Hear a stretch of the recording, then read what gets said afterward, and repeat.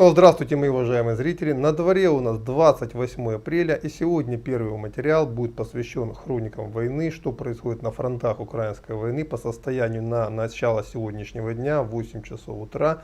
И прежде чем перейти к этой теме, я хочу внести ясность и корректность в ту информацию, которую я дал вчера. По тем данным, которые я получил чуть позднее, когда вышел предыдущий мой обзор в свет, никакого пока запрета о выезде мужчин из Приднестровья нет. Единственное, что сейчас происходит, это сборы резервистов. Ну, с учетом той ситуации, которая сегодня вокруг Приднестровской Молдавской Республики, это и понятно. Если бы не было сбора резервистов, было бы наоборот как-то очень странно. Итак, с этим вопросом мы разобрались. Теперь переходим к событиям на Украине.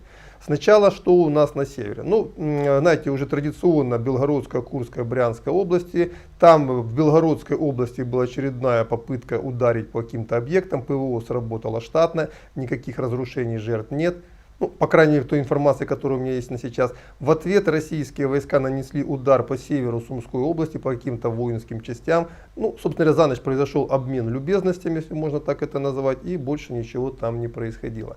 Под Изюмом российские войска продолжают наступление, причем по тем данным, что доходят до меня, в районе Великой Камышевахи российские войска уже взяли как минимум половину села, возможно, ну пока по всему селу рассказать не буду, подтвержденной, даже намека на подтвержденную информацию у меня там нет, но будем предполагать, что половину села российские войска заняли, а другую половину удерживает пока ВСУ. Там это село разделено рекой, и я так понимаю, что для того, чтобы совершить бросок дальше, нужно произвести какие-то подготовительные действия. Думаю, что сегодня это будет сделано. Ну, по крайней мере, будет предпринята попытка.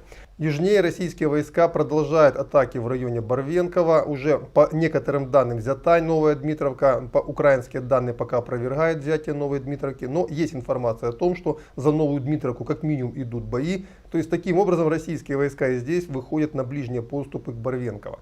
Южнее ситуация для ВСУ еще более аховая. Ямполь, по тем данным, которые есть у меня, уже взят под контроль российских вооруженных сил. Также российские войска появились уже на окраинах Лимана. Ну и с учетом того, что накануне из Лимана уже выходили обозы, большие довольно колонны ВСУ по направлению к Славянску, я так понимаю, никто там серьезно удерживать этот населенный пункт не собирается. Ну и я думаю, что сегодня Лиман должен все-таки перейти под контроль российских вооруженных сил, которые, согласно утренней сводке Генштаба ВСУ, готовятся к переправе через Северский Донец примерно в этом районе. Также вечером вчера пришли сообщения о том, что довольно серьезные успехи достигнуты Луганской народной милиции в районе Попасной, Новотошковки. Луганские войска зашли в Орехово, зашли в Нижнее и также довольно успешно продвигаются в Попасной, постепенно занимая юго-западную часть города. Очень важную ключевую часть города, после занятия которой ВСУ может зацепиться только за северо-западную часть города, за вагоноремонтный завод. Там есть промзона, перед которой стоят многоэтажки, за них удобно держаться. Я так понимаю, это будет последний оплот ВСУ в этом населенном пункте. Итак, с этим направлением тоже понятно.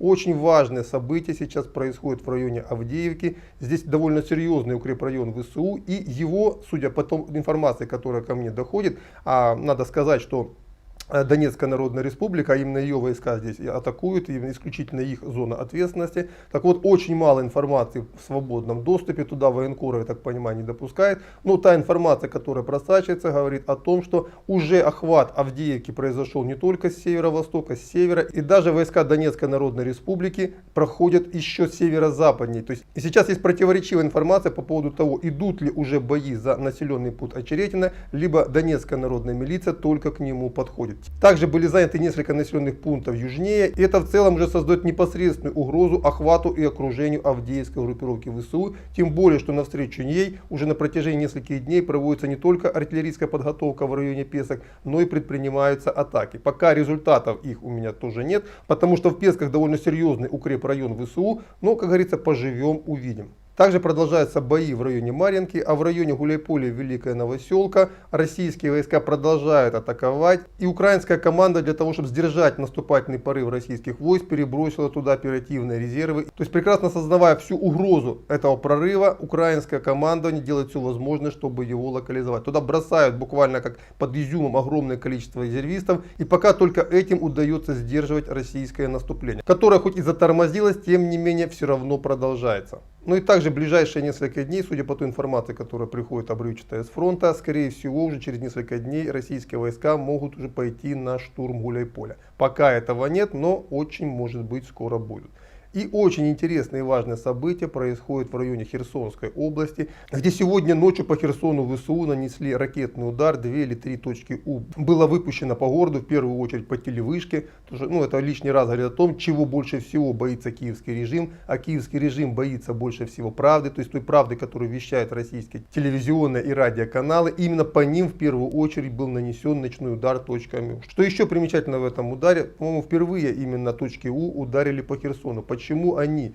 Потому что постепенно фронт откатывается в район Николаева, российские войска уже зашли на территорию Николаевской области со стороны Херсона, и, я так понимаю, из градов и ураганов уже бить по Херсону не получается. Можно ударить либо смерчем, либо точкой У. Потому что до южных окраин Николаева, с той точки, где уже точно закрепились российские войска, на сегодняшний момент всего 12 километров. И также российские войска улучшают свои тактические позиции на севере Херсонской области, постепенно выдавливая украинские войска на Днепропетровщину. Я так понимаю, дальше это выдавливание продолжится. Вот это примерно то, что сейчас происходит на фронтах украинской войны. Следующий обзор по этой теме будет сегодня вечером. И также днем я планирую сделать еще один материал на другую тему. На этом теперь точно все. До свидания и до встречи.